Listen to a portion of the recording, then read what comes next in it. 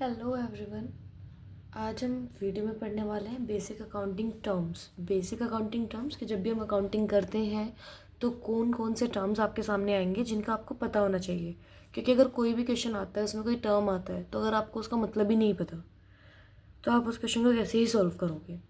Okay, तो first आपका जो टर्म है, ऑब्वियसली जो हमने हर वीडियो में बात की कि कोई ट्रांजेक्शन हो रही है, कुछ ट्रांजेक्शन हो रहा है, तो ट्रांजेक्शन क्या होती है?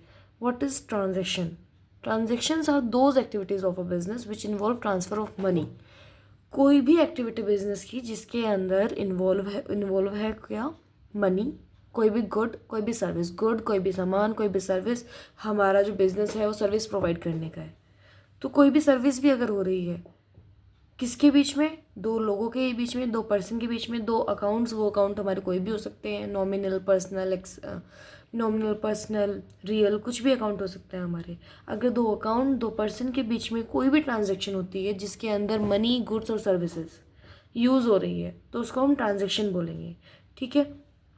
अगर मैं कहूँ कि चलो गुड आप समझ गए क्या है, मनी आप समझ गए क्या है, एज ए सर्विस अगर हम एग्जाम्पल ले रहे हैं, जैसे बहुत ही बेसिक सा एग्जाम्पल, हम किसी बार्बर की शॉप पे जाते हैं, वो हमें हमारे ये नहीं कहता ये लो कैंची आप काम कर लो। कैंची जो वो हमें देता है उससे हमें खुद बाल नहीं काटने होते हैं, वो खुद से सर्विस देता है, हमारे बाल काटता है। तो जब उसने ये सर्विस दी हमें, उसके बदले में हम उसको मनी दे रहे हैं। तो जब भी किसी भी मनी, गुड और सर्विस का ट्रांजैक्शन हो रहा है दो लोगों के बीच में, तो वो ट्रांजैक्शन होगी, वो हम रिकॉर्ड करेंगे। ठीक है। इसका एग्जांपल हम कर सकते हैं purchase of good, sales of good. हमने कोई भी सामान खरीदा, सामान बेचा, हमने बैंक से लोन लिया, बैंक से बोरोइंग की, हमने किसी को पैसे दिए, ठीक, हमने सैलरी पे की, रेंट पे किया, या फिर हमें किसी जगह कमीशन मिला है, या फिर हमने किसी को कमीशन दिया है, डिविडेंड रिसीव किया है। डिविडेंड क्या होता है?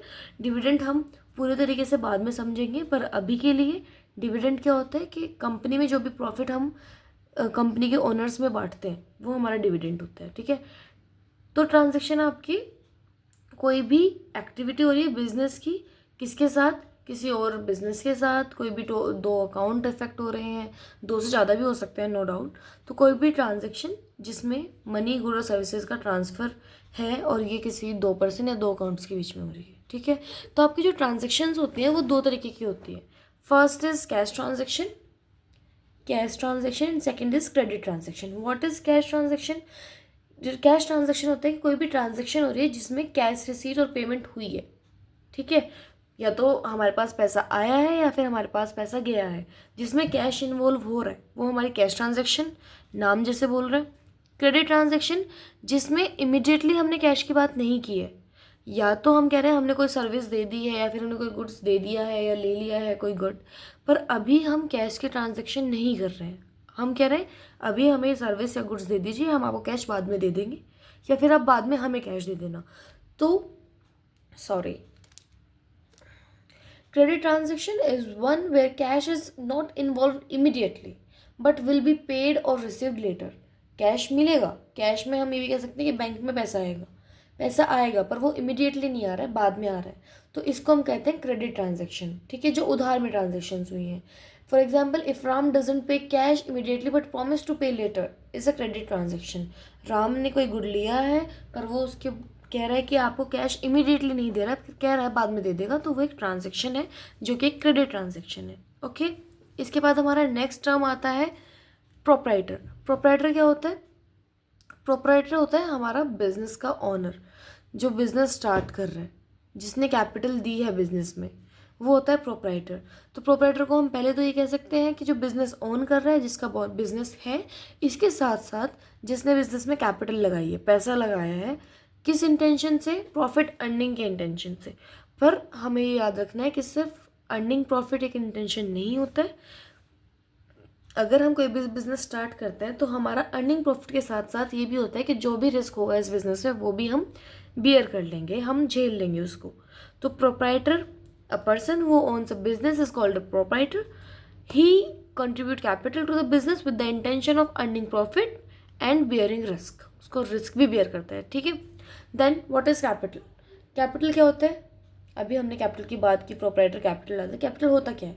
It is the amount invested by the proprietor in the business. मैं ओनर हूँ, अगर मैं बिजनेस को स्टार्ट कर रही हूँ तो ऑब्वियसली मुझे उसमें कुछ अमाउंट, कुछ गुड्स लगाने पड़ेंगे, तो जो भी अमाउंट मैं लगा रही हूँ, जो भी गुड्स मैं लगा रही हूँ, वो सारी मेरी कैपिटल होगी. The amount is increase by the amount of profit earn and the amount is additional capital introduce. ऐसा भी हो सकता है कि मेरा बिजनेस मैंने 50,000 से स्टार्ट किया है और मैं इन फ्यूचर उसमें और पैसे डाल रही हूँ, एडिशनल कैपिटल भी हम डाल सकते हैं. ठीक है, इससे हमारी कैपिटल बढ़ेगी बिजनेस में. पर अगर मैं वो पैसा निकालूं बिजनेस में से तो वो जो अमाउंट है वो कम हो जाएगी. ठीक है, अगर हम विड्रॉ कर रहे हैं तो कैपिटल हमारी कम हो जाती है. फिर उसके बाद एसेट. एसेट हमारे क्या होते हैं? एसेट मैंने आपको फर्स्ट वीडियो में बताया. एसेट हमारी जो भी बिजनेस की प्रॉपर्टी है, ठीक है, वो हमारा एसेट होता है. इसमें हमारी टेंजिबल इंटेंजिबल सारी एसेट आती हैं. टेंजिबल एसेट्स क्या होती हैं? जिनको हम फिजिकली टच कर सकते हैं. जैसे प्लांट हो गया, प्लांट, हमने कोई प्लांट खड़ा किया है, कोई मशीनरी हो गई, कोई हमारा गुड हो गया जिसको हम छू सकते हैं. This are tangible assets. Next, intangible asset. Intangible assets क्या होते हैं? वो एसेट्स जिनकी फिजिकल एग्जिस्टेंस नहीं होती पर उनसे हमें फ़ायदा मिलता है. ठीक है, अब इसका एग्जाम्पल क्या होगा? इसका एग्जाम्पल ये होगा कि कोई बहुत ही नॉन बिजनेसमैन है, सपोज ये एग्जाम्पल दे रहे हैं हम. ठीक है, कोई भी बहुत नॉन बिजनेसमैन है और हम कह रहे हैं कि आप हमारे बिजनेस में सिर्फ पार्टनर बन जाओ, क्योंकि अगर आप हमारे बिजनेस में पार्टनर बनोगे तो हमारी वैल्यू बढ़ेगी, कि हमारा जो बिज़नेस है उसमें लोगों का विश्वास बढ़ेगा कि इतना बड़ा बिजनेसमैन हमारे यहाँ पे पार्टनर है, तो ऑब्वियसली लोगों का ट्रस्ट बिल्ड होगा. तो ये उस इंसान को जो प्रॉफिट मिलेगा बिजनेस में वो उसकी कैपिटल से नहीं मिल रहा है, उसने अपनी इंटेंजिबल एसेट लगाई है उसमें. इंटेंजिबल एसेट क्या है? उसकी इमेज, कि उसकी इमेज इतनी अच्छी है कि वो इतना बड़ा बिजनेसमैन है, वो इस बिज़नेस में पार्टनर है, तो ऑब्वियसली ये कंपनी भी अच्छी होगी. तो इसको कहते हैं हम गुडविल. ठीक है, तो गुडविल को आप नहीं छू सकते हो, ये इंटेंजिबल एसेट है, पर इससे आपको फ़ायदा मिल रहा है.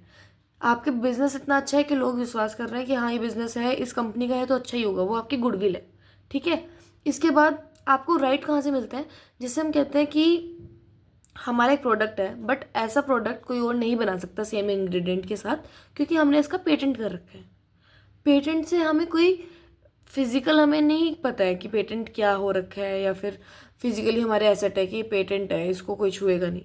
पेटेंट है, ये इससे हमें राइट मिल रहा है कि अगर कोई छू भी रहा है या फिर ऐसा कुछ काम कर रहा है तो हमारे पास राइट है, हम उसके खिलाफ एक्शन ले सकें.